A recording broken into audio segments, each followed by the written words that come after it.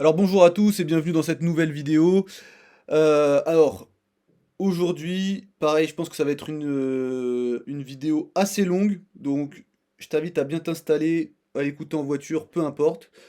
Euh, ouais, franchement, je pense que ça peut être long. En fait, je vais faire une analyse de vidéo. Donc cette vidéo-là, qui nous parle d'hernie discale, où bah, je vais reprendre un peu ce qui est dit parce qu'il y a beaucoup de bêtises, et en même temps je vais aborder énormément d'autres sujets. En gros, bah, je vais te montrer rapidement tout ce qu'on va voir, on va voir tout ça. Ok. Est-ce que je vais le mettre sur le Discord? Je pense pas, comme ça ça va. Comme ça si tu tombes sur la vidéo et que tu veux tout voir, et bah, t'es obligé de regarder jusqu'au bout, voilà, et de faire des captures d'écran au fur et à mesure.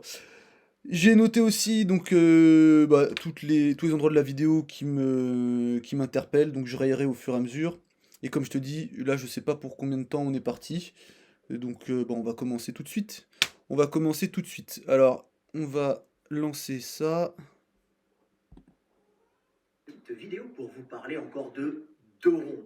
Alors pourquoi j'ai fait cette vidéo? Parce que j'ai vu un abruti qui est en train de dire que faire le dos rond peut sauver euh, votre dos et peut même limiter les hernies. Alors ce monsieur n'a rien. Et voilà pourquoi ça va être long, parce qu'on va écouter les passages, et en plus, à côté, je vais analyser les choses. Donc en gros, le contexte, c'est quoi? C'est il va analyser. Déjà, lui, il va faire une analyse de ce que quelqu'un a déjà dit. Donc, en gros, de toute façon, je reviendrai dessus après. En gros, Adam Meakins, c'est un physio anglais. Il s'est blessé sur du soulevé de terre. Ça remonte à un temps maintenant, hein. Et il a mis sa réhab, qu'il a fait seul, sur Instagram. Il l'a détaillé jour après jour. Il y a quelqu'un qui a repris ça en expliquant qu'il fait, parce que dedans il faisait le dos rond pour améliorer ses symptômes. Donc c'était très bien expliqué pourquoi il faisait ça.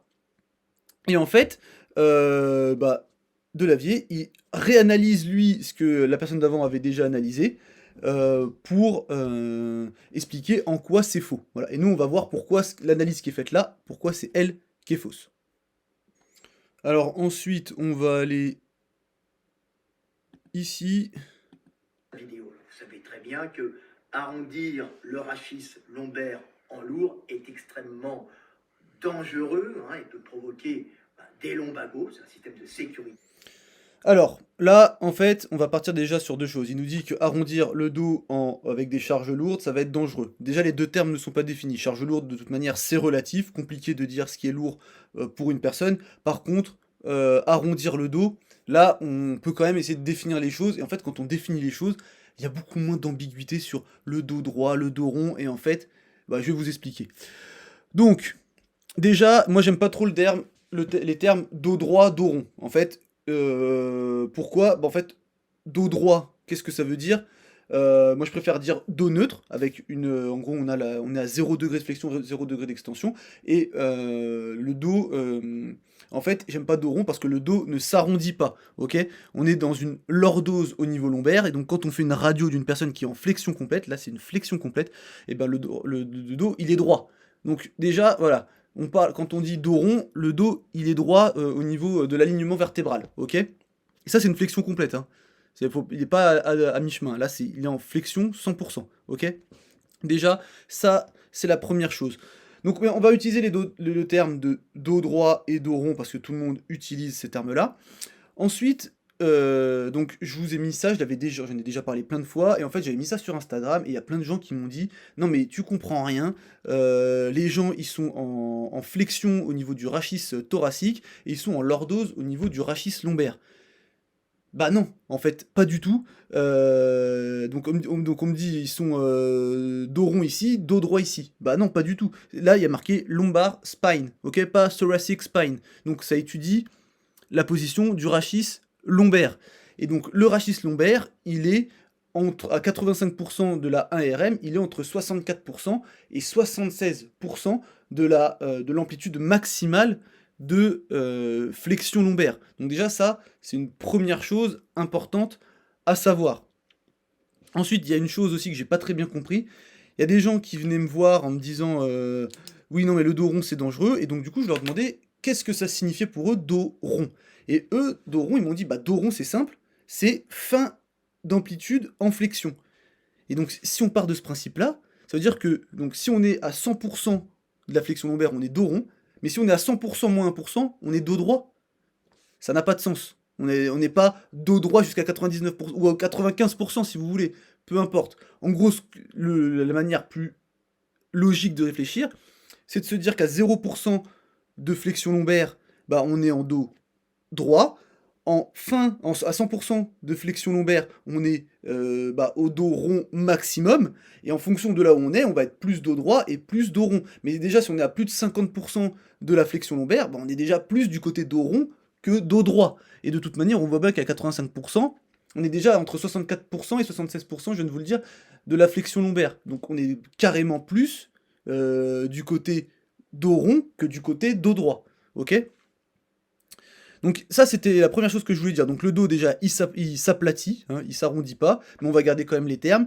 Le rachis lombaire, il fléchit dès qu'on commence à faire un squat, un soulevé de terre, et encore plus quand il y a du poids dessus. Hein, là, on est qu'à 85%. Hein. Imaginez si on met un max, ça va encore descendre. Ça va encore descendre en flexion lombaire. Donc augmenter le pourcentage de flexion lombaire. Ensuite, on va envoyer des photos. Donc bah du coup, vu que j'ai analysé la vidéo de Lavier, bon j'ai repris des posts. En plus, c'est ces posts à lui qu'on m'a envoyé. On m'en a envoyé plein en me disant je comprends rien toujours. Là, il y a marqué dos droit. Donc c'est vrai que c'est une légende Instagram. Que puis-je faire contre ça? Et donc tout le monde m'a dit voilà, arrondi en haut, dos droit en bas. J'ai fait, bah en fait, non. Et on va clore le débat tout de suite. Parce que si c'est pour, comme sous certaines publications, dire non mais là c'est dos rond, c'est dos droit, tu vois pas, t'es nul et tout. En fait, je vais vous le dire tout de suite. Pour tous les Jean-Michel Rayon X et pour tous les détectives du dos rond et du dos droit, vos yeux, ils sont nuls, ils sont éclatés pour essayer de repérer la position du bas du dos chez quelqu'un. On a des études, voilà. Et par exemple, quand on parle d'inclinaison pelvienne postérieure, il faut qu'il y en ait plus de, il faut qu'il y ait plus de 34 degrés d'inclinaison pelvienne postérieure pour que, à l'œil, vous voyez quelque chose. Donc, vos yeux sont éclatés, c'est pas grave, les miens aussi, mais il faut se dire que c'est éclaté, donc on utilise d'autres outils. Les outils, c'est des capteurs inertiels. Eux, ils mentent pas, ils sont calibrés, ils te disent exactement le nombre de degrés qu'il y a. Donc arrêtez de faire confiance à vos yeux et arrêtez de vous dire de faire des débats, ok? Et on va clore encore un peu plus le débat. Là, on a une personne qui est, donc c'est tiré de cette thèse, c'est une photo. Donc en gros, on a une personne qui est penchée en avant ici, sans poids, sans rien. Euh, alors on voit le bas du dos ici. Dans quelle position est le bas de son dos? Ok? Donc, rapporteur, calculette interdit. Quelle est la position de son dos? Est-ce qu'elle est en extension complète? Alors, extension complète, je vous ai mis un tableau ici. Voilà, nous. Alors, en fonction des études, vous allez avoir des valeurs différentes. Moi, j'aime bien celui-là parce que c'est visuel et tout ça. Donc, en gros, on va dire qu'on a 55 degrés de flexion et 25 degrés d'extension, grosso modo. Est-ce qu'elle est en extension complète, donc à 25 degrés d'extension? Est-ce qu'elle est en extension, donc entre 1 et 24 degrés, on va dire, d'extension? Est-ce qu'elle est en position neutre, 0 degré de flexion, 0 degré d'extension? Ou est-ce qu'elle est en flexion? Et si vous pensez qu'elle est en flexion, combien de degrés vous diriez? Moi, quand je suis tombé sur ça, j'ai pas lu toute la thèse, mais j'ai lu la partie justement où ils expliquaient le positionnement des capteurs et tout ça. Moi, j'aurais dit là, moi je vous le dis honnêtement, j'aurais dit dos neutre, ok? Bah là, en fait, le dos il est en flexion, ok? Et il est à 22 degrés de flexion. Alors 22 degrés de flexion, si on reprend notre tableau ici, où il y a 55 degrés, c'est 40% de la flexion lombaire. C'est 40% de la flexion lombaire, alors on est penché en avant, on a l'impression qu'on a une courbe ici, on voit une courbe ici, et on est déjà à 40% de la flexion lombaire. Donc ne venez pas me dire que là c'est dos droit, ok? Sauf si vous considérez que dos droit c'est 100% de la flexion lombaire moins 1%, bah alors là du coup vous avez une logique, on n'a pas la même logique, mais voilà, là, si- vous pouvez pas me dire qu'elle n'a pas dépassé les 50%. On a une étude qui nous dit que c'est pas possible. Là, c'est 22 degrés, donc faut arrêter à un moment donné de dire que c'est dos, ça c'est du dos droit, ok? Je vois pas comment on peut écrire dos droit ici. Il est forcément en position de flexion et avec beaucoup de flexion. Ok, bon, on va enchaîner. Je l'ai déjà expliqué, hein. C'est un système de sécurité mis au point au cours de l'évolution humaine et de la bipédie pour bloquer le dos et éviter justement un arrondissement excessif et que l'individu continue à arrondir avec des charges ou avec des mouvements trop rapides. Ok, bon, à tout moment, je vais aller me refaire un maté parce que, en fait, c'est vrai que ça risque d'être très long. Alors là, en fait, il nous parle du système du lumbago. Alors, je vais juste vous dire que, en fait, le lumbago, en fait, en général, dans la littérature scientifique, c'est plus pour différencier le mal de dos aigu du mal de dos chronique. Et quand on regarde les grandes classifications du mal de dos, on n'a pas le lumbago, ok? On a les pathologies, le mal de dos non spécifique, 90%, on ne sait pas la structure patho-anatomique, enfin, on ne connaît pas la structure anatomique qui fait mal. On a les lombalgies avec potentiellement un déficit neurologique, 5 à 10%. Voilà, donc là on peut avoir la hernie discale qui peut venir compresser, irriter le nerf. On verra tout à l'heure les différents types d'irritation du nerf. Et après on a les pathologies plutôt graves, spondylarthrite ankylosante, donc par exemple maladie inflammatoire et tout ça. Donc le lumbago, bah, c'est pas vraiment classé là-dedans. Donc en fait là on nous explique quelque chose voilà, on nous dit le lumbago c'est un blocage, bah, c'est plutôt pour définir une lombalgie aiguë, ok? On va reprendre C'est ici. un système avec un système nerveux qui fait que quand tu t'arrondis trop vite ou quand tu portes des charges trop lourdes, tu vas d'abord avoir les ligaments, les petits ligaments et les petits muscles extrêmement innervés qui vont s'étirer avec des petites lésions qui vont être petites lésions euh, au niveau du système nerveux. Donc là en fait il dit que si on se penche trop vite ou avec une charge trop importante, on va faire des lésions. Et il parle de lésions du système nerveux. On ne sait pas de quel type de lésion du système nerveux il parle. Donc c'est ça qui est un peu compliqué, c'est qu'à chaque fois, il faut essayer de comprendre ce qui est raconté. Le système nerveux, je vous ai mis plein de choses différentes ici. On a par exemple le nerf sinuvertébral ici qui va innerver le disque. On va avoir donc la racine sensitive, la racine ventrale qui vont former le nerf spinal. En fonction de comment est la hernie, si on a une hernie par exemple ou de la fissure radiale, on peut avoir une inflammation, une compression ici. En fonction de où ça peut toucher, on peut avoir certains symptômes. Ce qu'il faut savoir, c'est que la neuroinflammation elle est systémique, donc de toute façon les symptômes vont se propager. Voilà, et en gros, si on a une lésion de nerf, on peut avoir de la douleur radiculaire, de la douleur neuropathique, une perte sensitive, une perte de force, une abolition, une diminution des réflexes. On peut avoir tout un tas de choses, et en fait, c'est pas précisé. Et ça, c'est embêtant de dire qu'on a des lésions du système nerveux sans expliquer quoi. Qui va entraîner un blocage général de tous ces muscles du dos qui va te bloquer pendant quelques jours. Et c'est un avantage, hein, puisque Et donc, en fait, il nous explique que quand on se penche en avant, ça fait ces lésions et ça crée un blocage. Donc, en gros, c'est on se penche, on fait des lésions, donc on se bloque. Mais en fait, il faut aller dans le sens aussi inverse. Il faut savoir que quand il y a plein de gens qui ont des lésions et on n'est pas bloqué à chaque fois qu'on a une lésion, sinon tout le monde serait bloqué. Par exemple, si on prend la protrusion discale, donc c'est le premier grade de la hernie, à 30 ans, on a une personne sur trois qui en a. On n'a pas une personne sur trois qui est bloquée à cause de sa hernie discale. Ça n'a pas vraiment de sens. Ensuite, pareil, il dit que c'est en se penchant en avant qu'on peut déclencher ces douleurs. Ah, donc, il parle de lumbago, donc c'est pas lumbago, tout ça, mais en tout cas, moi je vais prendre les chiffres sur la hernie discale par exemple, et en fait, on voit que si selon lui c'est on fait un mouvement, on se blesse en faisant des déchirures ou on abîme quelque chose, on se bloque, faut quand même savoir que par exemple, les gens qui déclarent des hernies, il y en a quasiment 63% qui déclarent des hernies de manière spontanée, ils ne révèlent pas un mouvement en particulier qui a pu déclencher la hernie. Et dans les hernies déclenchées, donc les 37 autres pourcents restants, quand on regarde ce qui déclenche, bah c'est pas forcément quelque chose où on porte de la charge lourde, hein.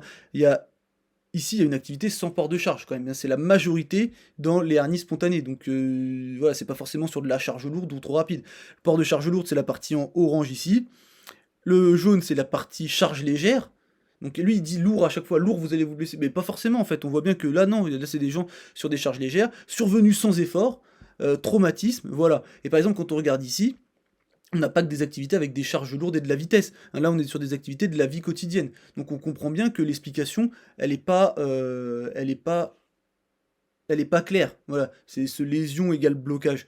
Il y a plein de gens qui ont des lésions et qui sont pas bloqués et qui vivent très bien avec.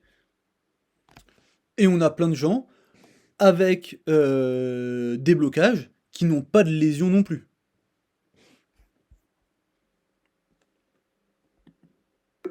ça va t'empêcher d'accentuer la blessure, puisque l'homme n'a pas. Donc le blocage va éviter d'accentuer la blessure. Enfin voilà, comme je vous dis, c'est je pense que le raisonnement, il marche pas en fait. De protection antérieure en arrondissement osseuse, hein, on est fait pour lancer, on a à l'arrière des vertèbres des petits blocages qui fait que quand tu te retournes comme ça rapidement pour relancer, tu vas avoir des blocages sur les vertèbres, petits blocages osseux qui fait que tu ne risques pas de léser les ligaments. Par contre, si tu te penches. Alors pareil, là je comprends pas vraiment non plus le raisonnement. En gros, il explique souvent ça. On se penche en avant on n'a pas de blocage osseux, effectivement, parce qu'on va être enfin, les facettes articulaires vont s'espacer, mais on a quand même un système capsulo-ligamentaire et musculaire qui est là.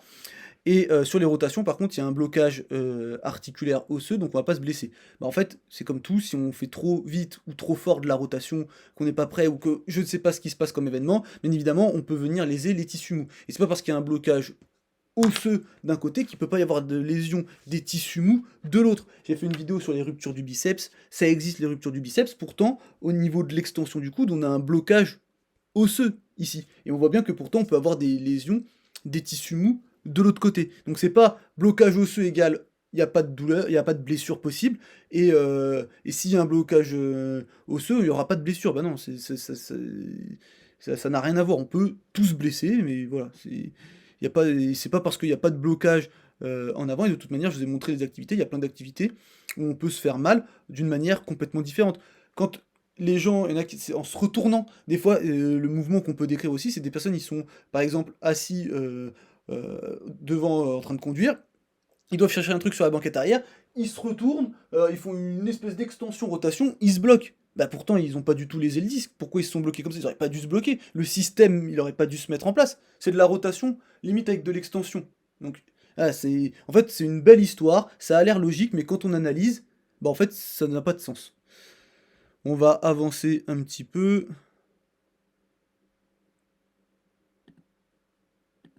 Peut avoir des hernies, et ce monsieur montrait un kiné qui guérissait ces hernies en faisant des arrondis.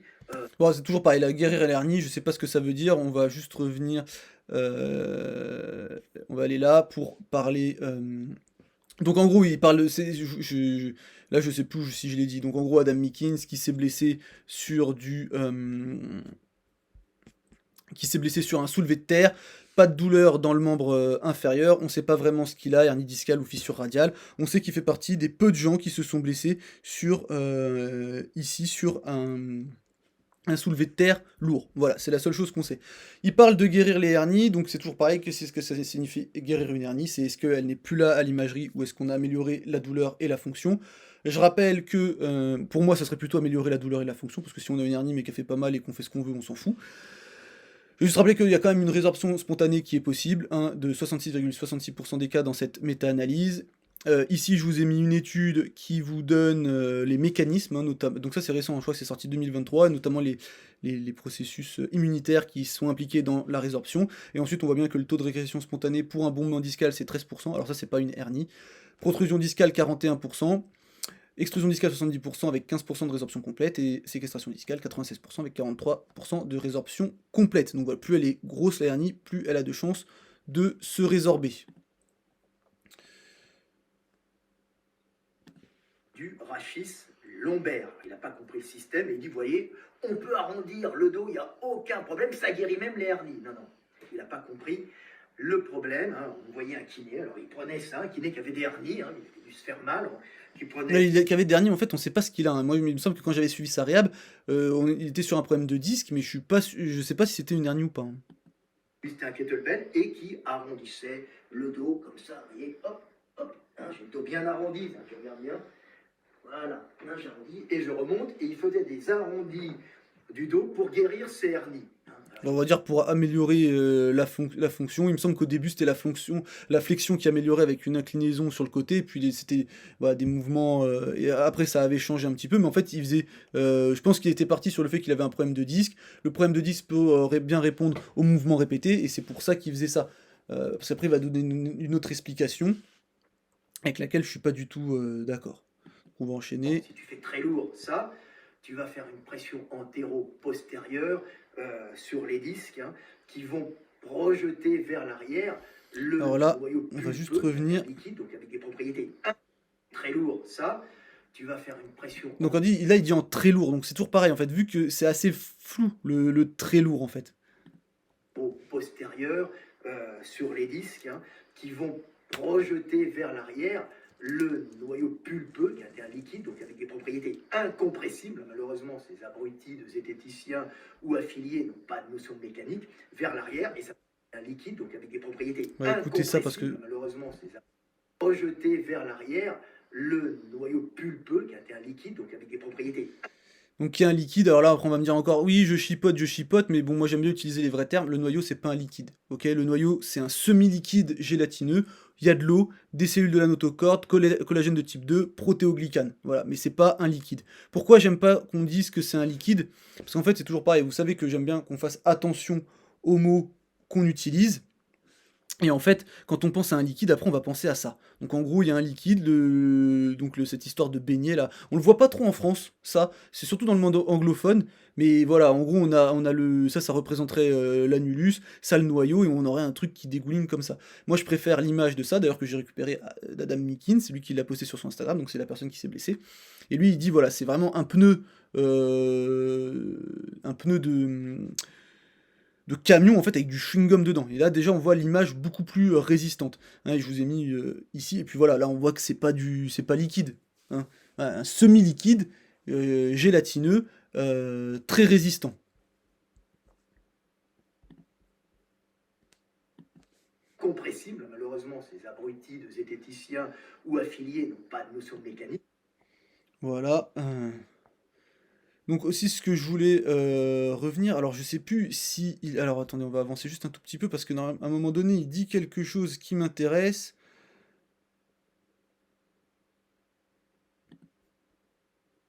Pourquoi il se guérit de cette hernie? Il n'a rien compris, le garçon. Hein. Pourquoi il se guérit, ce monsieur se guérit des hernies en arrondissant le dos? Alors, c'est à faire avec une extrême prudence. Je sais pas pourquoi c'est à faire avec une extrême prudence. Parce que là, comme il le dit, un coup il dit les charges très lourdes c'est dangereux, mais là il le fait pas avec une charge très lourde, mais d'un seul coup c'est à faire avec une extrême prudence. Je rappelle que quand quelqu'un a une fissure radiale, ou on va aller ici, fissure radiale, je rappelle qu'on peut avoir des phénomènes de centralisation et périphérisation, justement qu'on va rechercher chez le patient. Et en fait, donc, quelqu'un a un problème de disque, donc on sait que si on a un signe de centralisation et de périphérisation, en fait, on a un examen qui est quasiment aussi précis qu'une discographie, et on peut dire, ah, c'est le disque qui fait mal.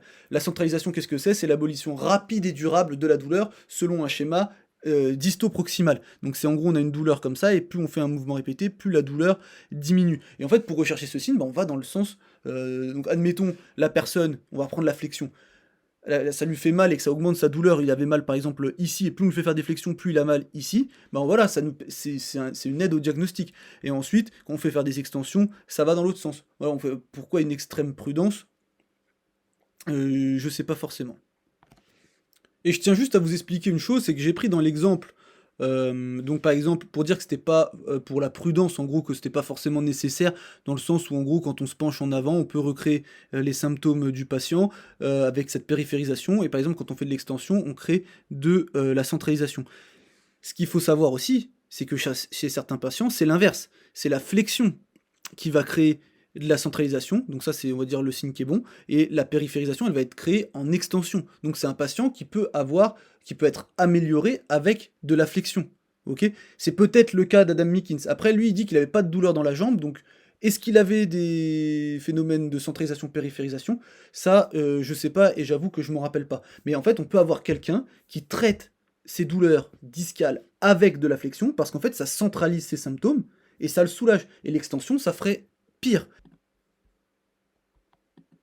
Et pas parce qu'il arrondit qu'il va chasser le noyau, la hernie, vers l'arrière. Ça n'a Mais là, en fait, là, on comprend plus rien. Là, il dit, c'est pas parce qu'il se penche en avant qu'il va chasser vers l'arrière. Bah, en fait, c'est pareil, on sait pas de quoi il parle. Si on est sur un disque sain, vous le savez, flexion, le noyau va plutôt vers l'arrière. Enfin, ça, c'est quasi sûr. Extension plutôt vers l'avant. Il faut que l'annulus soit intact, donc c'est prévisible sur un disque sain. Dès que le disque il est pathologique, il se passe n'importe quoi, on n'en sait rien. Dans cet exemple, la protrusion discale elle augmente en extension, là l'extension elle augmente la protrusion discale, alors qu'on se dirait bah non c'est en fonction que ça augmente, c'est en flexion que ça augmente, bah en fait non. Là c'est la protrusion discale qui diminue elle diminue en extension, là la protrusion elle diminue avec la flexion alors qu'on s'attendrait carrément à l'inverse, donc en fait on n'en sait rien. Ah, donc c'est euh, soit le lead disque il est sain, on sait ce qui va se passer, soit il est pas sain, on sait ce qui va se passer, mais en fait vu que dans la vidéo qu'on nous explique, on dit il a une hernie et donc ça va pas forcément chasser le noyau vers l'arrière. Oui mais en fait on est parti du principe qu'il avait une hernie ou ces choses-là, mais en fait on n'en sait rien. Et pareil, quand on fait des compilations de données, ça je vous l'ai déjà mis 50 000 fois, en fait on n'en sait rien du tout, voilà. En fonction du niveau du grade de l'atteinte, bah, le mouvement qui peut faire augmenter la protrusion, bah, il est différent, voilà. Il y a même des mouvements où c'est les deux qui augmentent ou les deux qui diminuent. Enfin voilà, en fait, on n'en sait rien du tout de comment il va bouger. Ce qu'on sait et ce qu'on nous dit, en fait, ce qui est assez bizarre, c'est que en soulevé de terre très lourd, ah bah là, c'est sûr et certain, ça part vers l'arrière, alors que sur un disque lésé, bah en fait, on n'en sait rien. On n'a pas de preuve, donc en fait, on peut dire juste, on sait pas. Non, lui, il est sûr qu'en très lourd, ça augmente, et par contre, avec une charge faible, d'un seul coup, il dit, ça va pas forcément vers l'arrière.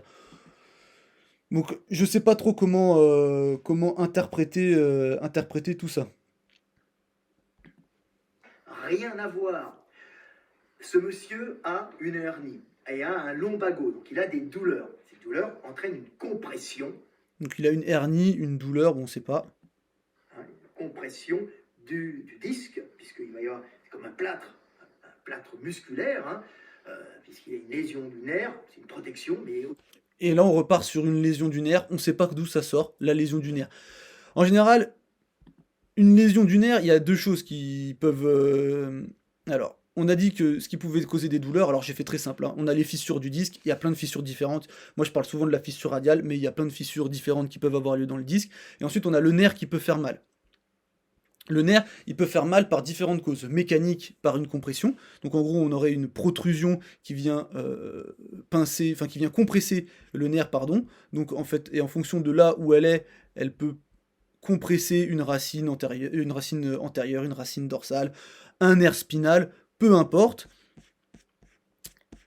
Et donc on va avoir des signes de cette atteinte-là. Donc voilà, ce qui peuvent être, on peut avoir, comme je dis, douleur radiculaire, douleur neuropathique, on peut avoir des pertes sur le bilan neuro, on peut avoir du gain sur le bilan neuro, peu importe. Et aussi on peut avoir l'inflammation, parce qu'en fait, on peut avoir des inflammations des structures musculo-articulaires environnantes qui vont venir se propager sur le nerf. On voit que le disque ici, il est très proche des nerfs. S'il y a de l'inflammation ici, l'inflammation peut gagner le nerf et ensuite créer du coup des symptômes neuro, mais sans compression. Pas de compression, juste inflammatoire. C'est ce que je vous ai marqué ici, ce qui suggère que la radiculopathie lombaire n'est pas toujours d'origine mécanique et que la compression mécanique de la racine nerveuse ne détermine pas nécessairement à elle seule des symptômes radiculaires, comme le montrent les résultats positifs de l'IRM chez les sujets asymptomatiques. Des études ont montré que la fuite de médiateurs chimiques ou de cytokines inflammatoires qui sont produits dans le disque douloureux, dans l'espace épidural à travers la déchirure annulaire, pourrait conduire à une lésion des racines nerveuses adjacentes et pourrait constituer le principal mécanisme pathophysiologique de la douleur irradiante de la jambe chez les patients souffrant d'une lombalgie discogène mais sans hernie discale. Donc on peut avoir une lombalgie discogène, une inflammation au niveau du disque qui touche le nerf et avoir des symptômes neuro. Mais pour savoir si on a des symptômes neuro, il faut tester. Est-ce que la fonction, elle est bonne? Donc ça, faut le tester. Et est-ce que y a des douleurs, par exemple, dans la jambe ou une mécanosensibilité? Donc il faut tester la fonction du nerf, la douleur du nerf, pour savoir si les structures nerveuses sont impliquées. Là, on n'a aucun indice dans le discours du physio qu'il y a une lésion du nerf. Pourquoi on nous dit qu'il y a une compression du nerf? Pourquoi on nous dit qu'il y a une compression du nerf? Je sais pas du tout.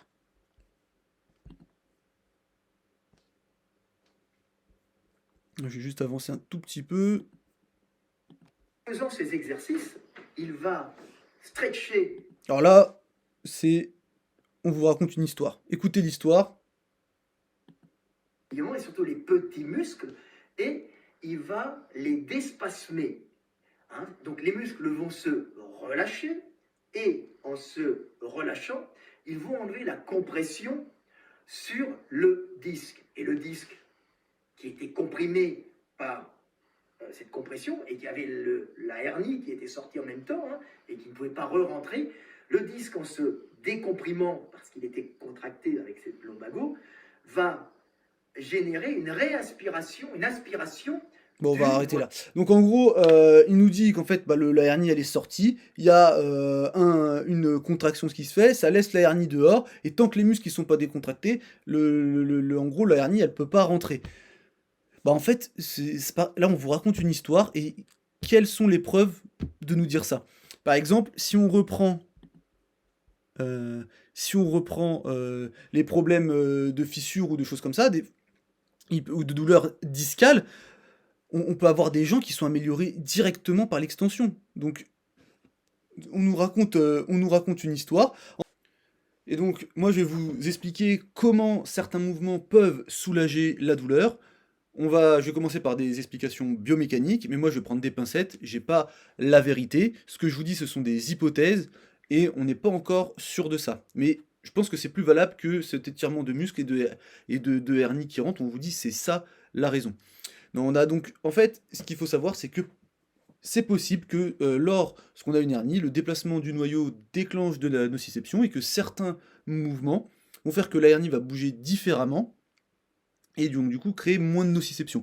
Mais là, à l'heure actuelle, ça c'est des hypothèses et il n'y a aucune étude et encore moins de groupe d'études qui peuvent dire que ça, c'est vrai. Et de toute manière, c'est toujours pareil, on s'en fiche un petit peu du sens du déplacement du noyau, dans le sens où nous, ce qui nous intéresse, c'est la clinique de toute manière. C'est si vous choisissez un mouvement pour votre patient, le but c'est que ça améliore sa douleur et sa fonction. On n'a rien à faire de savoir comment le noyau il bouge. Ensuite, une deuxième explication biomécanique, biomédicale, ça peut être si on a juste une fissure radiale sans hernie discale, en fait, au niveau de la fissure, on va avoir une diminution de la pression. Cette diminution de la pression, ça va augmenter le catabolisme au niveau du disque et diminuer l'anabolisme. Et en fait, certains mouvements peuvent remettre de la pression à ce niveau-là, et en fait rétablir une pression nécessaire à l'augmentation de l'anabolisme et à la diminution du catabolisme. Donc là, c'est deux hypothèses biomédicales, 100% biomécaniques, qui peuvent expliquer ça, mais comme je vous dis, en fait, on n'a pas d'études encore assez solides pour dire c'est ça qui se passe. Ensuite, on va sortir du champ biomédical, parce qu'en fait, là, on est en 2023, donc le modèle de la douleur, le modèle explicatif, c'est le modèle biopsychosocial. Donc là, on va parler un petit peu de l'aspect psychologique, et il faut savoir, alors j'ai pas mis la référence ici, mais je la mettrai dans une prochaine vidéo. En fait, il faut savoir que la peur, par les mécanismes cérébraux et hormonaux qu'elle implique, en fait, elle peut déclencher de la douleur seule, indépendamment de facteurs biomécaniques. Et il faut savoir que Adam Nickins, il est très optimiste par rapport à tous ces mouvements-là, et ce qui est drôle, c'est qu'en fait, il serait pas du tout d'accord avec tout ce que vous dit Delavier. Vous allez sur son Instagram, un post, c'est l'opposé de ce que raconte Delavier. Donc ça, c'est assez drôle. Mais lui-même qui est très optimiste sur ces choses-là, bah, quand il a eu ses douleurs, il expliquait qu'il y avait eu de la peur, il y avait eu de l'anxiété par rapport à ça. Et c'est ce qu'il faut comprendre quand vous traitez des personnes qui ont de la douleur. Et il faut être confronté aux personnes qui ont des douleurs pour le comprendre. En fait, une personne qui a, par exemple, un disque abîmé, entre guillemets, on va dire, c'est pas une personne juste avec un disque abîmé. C'est une personne qui va avoir des doutes par rapport au futur, qui va avoir de la peur, qui va avoir des insécurités. Et en fait, c'est toute une sphère qu'il va falloir prendre en charge, essayer de redonner du contrôle à ce patient. Et en fait, le mouvement du disque et de ce qui se passe dans son dos, c'est en fait pas, ça peut être secondaire par rapport à toutes ces choses-là. C'est comme vous imaginez, admettons vous êtes coach sportif, vous êtes à la salle, et à un moment donné, bon, je sais pas, vous trébuchez, vous tombez, vous vous cassez le poignet. Oui, vous avez le poignet cassé, mais vous allez vous dire, ah, comment je vais faire pour m'entraîner? Je vais commencer, bah, je vais peut-être perdre du muscle sur mon bras droit, ça va. J'avais une compète, bah, je vais peut-être pas pouvoir la faire. Bah, ça va être difficile de coacher avec un poignet en moins pendant quelques mois parce que je vais pas pouvoir montrer les mouvements. Peut-être que la salle, elle va pas vouloir me garder. Mon contrat, il arrive à la fin du mois, mon contrat il devait être renouvelé. Bah là, vu que j'ai le poignet cassé, peut-être qu'il sera pas renouvelé. Je dois payer l'appartement. Voilà, c'est tout ça qui se passe dans votre tête au moment où vous cassez le poignet. C'est pas juste deux os sont déplacés, on va les remettre et tout ira bien. Voilà, c'est tout ça. Et ça, il faut prendre en charge des patients avec de la douleur pour comprendre tout ça. Et en fait, peut-être, chez certains patients, alors je vais pas ou peut-être aussi chez Adam Meakins, mais on s'en fiche, mais chez certains patients, en fait, la flexion, ça peut soulager de plein de choses de plein de manières différentes. En fait, on peut augmenter l'auto-efficacité, du patient à la douleur. On peut, diminuer son catastrophisme, diminuer tout ce qui est peur-évitement, diminuer tout ce qui est hypervigilance. Et en fait, il n'y a pas forcément que des explications de disques qui bougent ou de ces choses-là. Il y a toute la sphère psychosociale, et en fait, peut-être que Adam Meakins ou une autre personne qui a mal, la flexion, ça le soulage, parce qu'en fait, peut-être que lui, il avait des croyances que c'était hyper dangereux, qu'il allait s'abîmer, et que tout ça, mais en fait, pas du tout. Et on joue sur tous ces, justement, sur tous ces facteurs, à la fois, qui peuvent, en fait, expliquer que ça soulage certaines personnes. Et aussi, si on prend différentes personnes avec la même problématique, on va dire une fissure dans le disque, et ben en fait, on va avoir autant de présentations que de patients. Et par exemple, il y a des patients qui vont qui vont avoir les mêmes conditions, et dire on va peut-être retrouver exactement la même chose, mais certains, ça sera l'extension directement qui les soulagera. Il n'y aura pas besoin de faire cette flexion pour décontracter les muscles et réintégrer tout ça. Ce sera peut-être l'extension. Parce que ça dépend aussi des attentes, des croyances du patient, voilà. Et donc, il faut quand même un petit peu se détacher de l'approche uniquement biomécanique de la douleur. Je voulais aussi dire une chose, c'est que il y a aussi la flexion peut soulager dans des pathologies spécifiques. Si on a une sténose ou un canal lombaire étroit, par exemple, la flexion va soulager. Parce qu'en fait, on va avoir, en gros, par exemple, si on part sur un problème de nerfs, entre guillemets, les nerfs ils vont moins bien respirer. Faire de la flexion, ça va ouvrir, le sang va revenir dans les nerfs et on va soulager des personnes. Et c'est des personnes qui vont être soulagées en flexion. Donc, faut arrêter de croire que voilà, que la flexion est mauvaise. Donc, une personne peut être soulagée par de la flexion, rien à voir avec le disque et tout ça. Juste, on va redonner de l'espace, le sang va arriver aux nerfs et la personne ira mieux. Et en parlant de nerfs, là, il y a beaucoup, on nous dit, voilà, la compression des nerfs, c'est peut-être ça qui cause la douleur. Comme je vous l'ai dit, on ne sait pas s'il y a de la compression des nerfs. Et il faut savoir aussi que dans 4 à 17% des cas, et déjà, bon, la fourchette elle est assez grande, mais bon, c'est comme ça quand on cite des études. En fait, dans 4 à 17% des cas, elle est asymptomatique, cette compression. Et donc en fait, vous la retrouverez normalement que si vous faites, vous retrouverez des signes que si vous faites un examen neurologique complet. Et je vais finir, après on va passer à la suite en disant que lui, il nous explique qu'en fait, se pencher en avant, ça décontracte les muscles, la hernie revient, mais en fait, pareil, comme on l'a vu avec toutes ces études-là, on ne sait pas dans quel sens va se déplacer le noyau. Donc ça se trouve, on va détendre les muscles, mais ok, parce qu'effectivement, il y aura une flexion, donc les muscles vont être étirés, mais ça se trouve, ça va quand même faire partir le noyau dans l'autre sens. Je rappelle que si vous avez des fissures dans le disque, en fait, vous allez avoir aucune idée de comment ça va bouger. Donc oui, peut-être que vous allez mettre en tension les muscles, ça va les étirer, mais peut-être que le noyau il va se barrer ailleurs. En fait, on n'en sait rien. C'est pour ça que ces explications-là ne sont pas en accord avec les données actuelles qu'on a et qu'elles sont obsolètes. Alors, on va finir et puis je reviendrai dessus après parce que il me semble que j'ai noté encore un truc ici. Vraiment les éléments nerveux qui font, voilà, qui compriment souvent le nerf sciatique, et c'est extrêmement Donc là, il y a encore une handicapant. compression de nerfs alors qu'on n'en sait rien du tout. Il n'y a pas toujours Avec une compression de nerfs dans une hernie discale. On peut avoir une hernie discale sans symptômes neurologiques aussi, hein. Ça existe. Et puis on peut avoir des symptômes neurologiques sans hernie discale. On l'a vu tout à l'heure. Il suffit d'une fissure radiale dans le disque, inflammation, problème de nerfs. il allait décomprimer le disque et faire rentrer, à ce moment-là, le noyau pulpeux à l'intérieur, et à ce moment-là, il n'y avait plus de compression des nerfs. Mais en aucun Mais cas, voilà, donc en gros, il dit que là, il explique clairement que la douleur, elle est due à la compression des nerfs. Et ben, pas du tout. On n'a rien qui nous permet de dire que déjà, à la base, il y avait un problème de nerfs. On n'en sait rien. Et il n'y a pas toujours, comme j'ai dit, des problèmes de nerfs dans les hernies discales. Faut arrêter. dire le dos t'évite d'avoir une hernie. Donc, je crois que personne n'a dit ça, hein. Alors, non, arrondir le dos en léger, il n'y a aucun problème. En lourd, Alors, lourd, c'est toujours pareil, on ne sait pas ce que c'est. Arrondir le dos, je reviens à ce qu'on j'ai dit au début.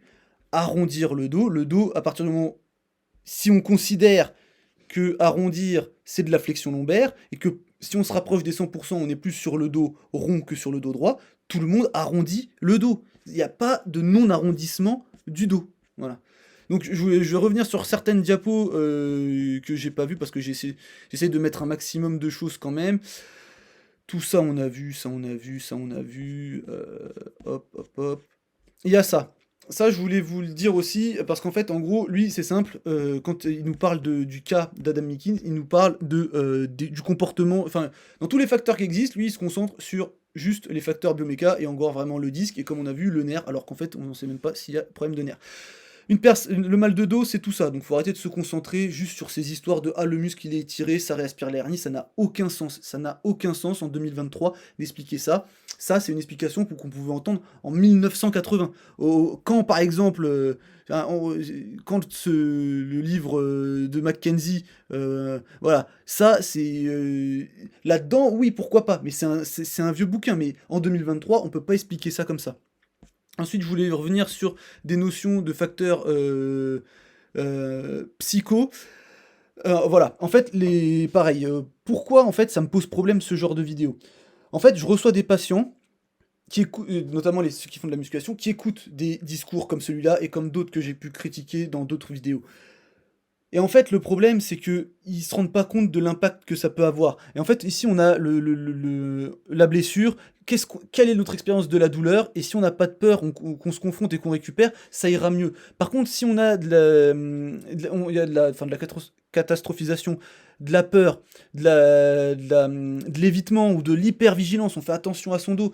Bah, voilà, il y a des patients, ils vont vous le dire, moi quand je me pense, je sens la hernie qui bouge. En fait, c'est la représentation qu'ils en ont eue par rapport aux explications qu'on leur a donné. Ok? Et donc, faut faire attention à ça. Il y a une autre chose aussi, c'est que quand, par exemple, quelqu'un a une hernie discale, par exemple, qui est douloureuse, la flexion augmente ou reproduit la douleur. Et ben en fait, ce qu'il faut savoir aussi, parce que des fois on a des patients, ils ont une hernie discale, il y a de la douleur, la hernie discale, enfin en gros ils font un traitement, ça va beaucoup mieux, mais des années après, quand ils se penchent en avant, ils ont mal encore.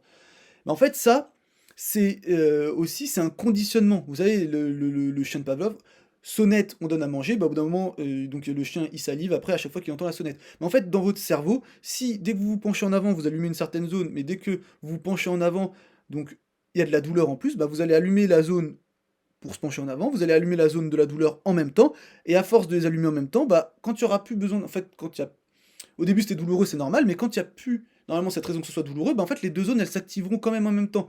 C'est la loi de Hebb avec le système associatif et le renforcement synaptique, et donc du coup, bah pareil, ça il va falloir réexposer le patient à de la flexion sans douleur pour déconditionner et séparer justement ce mouvement douleur qui sont associés dans le cerveau. Et je voulais aussi expliquer voilà, que la peur liée à la douleur prédit l'incapacité fonctionnelle au-delà de l'intensité de la douleur chez les patients souffrant de douleurs chroniques. Donc la peur c'est important. Et donc il faut savoir la gérer, il faut rassurer les patients. Et en fait, c'est pas du tout ce qui est fait dans le monde actuel de la musculation. Dans le monde actuel de la musculation, on fait peur aux gens. Voilà, on fait peur aux gens. Je voulais aller. Il y a des choses encore que je vous ai pas dites. Ouais, je vous mets juste ça parce qu'en fait, à un moment donné, il avait je me rappelle que dans son expérience, il avait dû se lever la nuit, il avait des douleurs, et donc je voulais vous mettre, si vous êtes thérapeute et que vous voulez savoir si votre patient il a des douleurs inflammatoires. Donc en gros, il faut savoir. Alors j'ai pris des données sur la spondylarthrite axiale. Et en fait, voilà, c'est des questions à poser, il y en a plusieurs, et ici, en fait, on a, si vous avez 4 réponses sur ces 5 critères, 4 sur 5 critères ici, on est quasiment sûr que votre patient il a une douleur inflammatoire. Et pour savoir si vous posez ces questions-là, après vous utilisez ce que vous voulez, vous l'utilisez pas, moi je vous donne juste ça. Une bonne réponse, la définition habituelle d'une bonne réponse aux anti-inflammatoires, parce que les douleurs inflammatoires répondent bien aux anti-inflammatoires, c'est une amélioration dans les 24-48 heures après la prise d'anti-inflammatoires non stéroïdiens par exemple.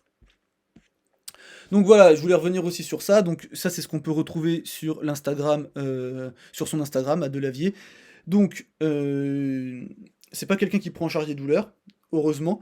Mais en fait, on sait par exemple que dans les recommandations pour les professionnels de santé, on ne doit pas donner on doit pas donner d'explication patho-anatomique de la douleur. Déjà en fait parce qu'on ne sait pas toujours ce qui fait mal, tout simplement. Et en fait, c'est interprété comme comme de la fragilité de la part du corps. Ok?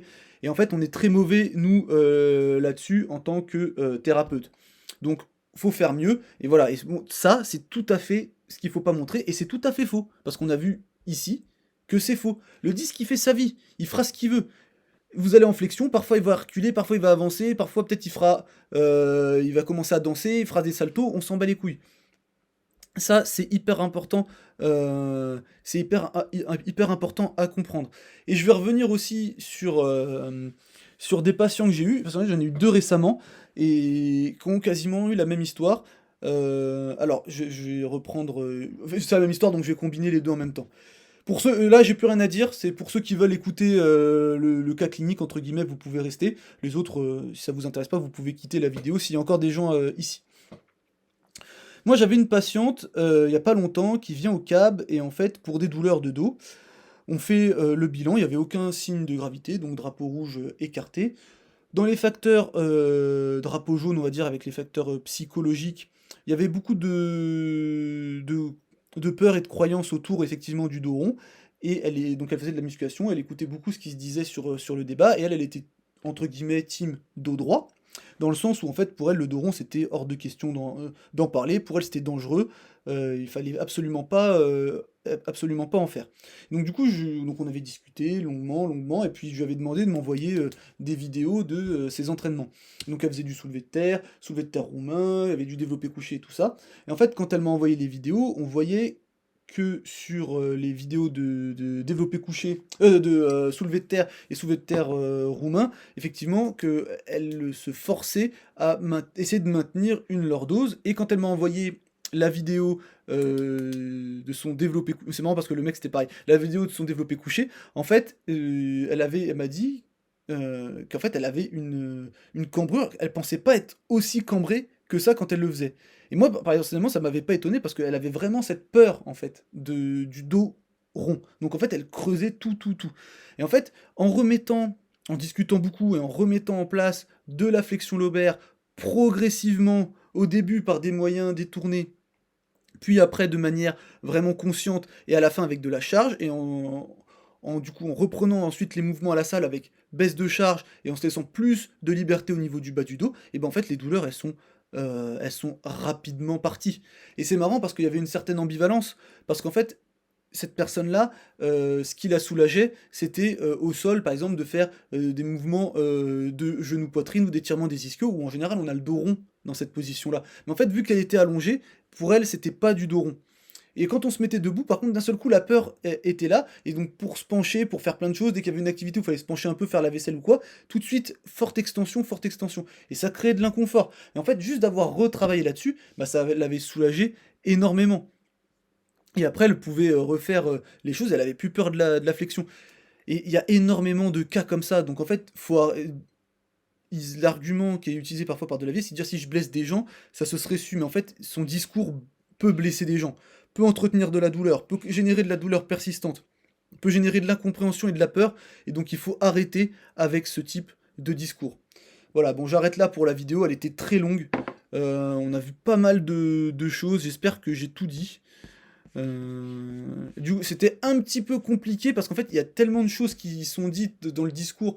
Mais en fait, un coup, ça raconte des histoires, on sait pas d'où ça sort. C'est jamais basé sur la science. Le discours, il est un peu changeant. En fait, voilà, c'est très difficile d'analyser partie par partie et de vraiment. Bon, voilà, j'espère qu'en tout cas, j'ai été clair. Et puis, on se dit à la prochaine. Salut.